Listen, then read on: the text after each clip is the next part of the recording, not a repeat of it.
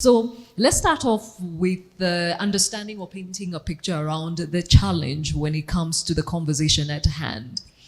The COVID-19 pandemic came and changed everything for us, how we look at unpaid care work and what goes into the challenges of what gives challenges to women when they're trying to eke a living, but they have all this, you can say, roles that are put on their shoulders. Where you sit, Florence, as part of the legislative arm of government, is unpaid care still a priority for policymakers? Because we've seen great progress, but we're still to get to a point where we can say we are at 50%, maybe 80%. Is it still a priority? Thank you, Gladys, and the fellow participants.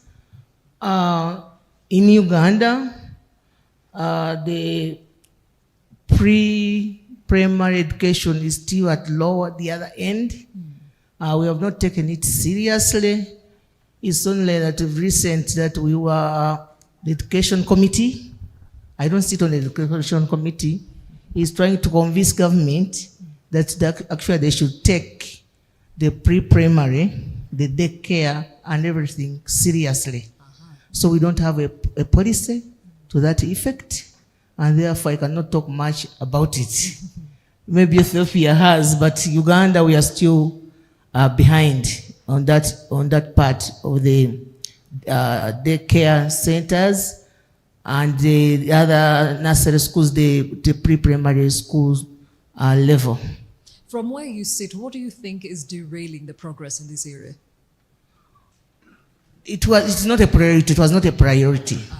It has not been a priority of government, but as we are saying, as parliamentarians and as the committees that address education in the whole holistic manner, we are saying it's high time that government takes that level of education serious. And I'm sure we have recently had a review of the education system in Uganda, headed by Honorable Amanya Mshega. A report was presented to the Minister of Education, that's Honorable Janet Museveni, and in that report there's a lot on the review of the education sector.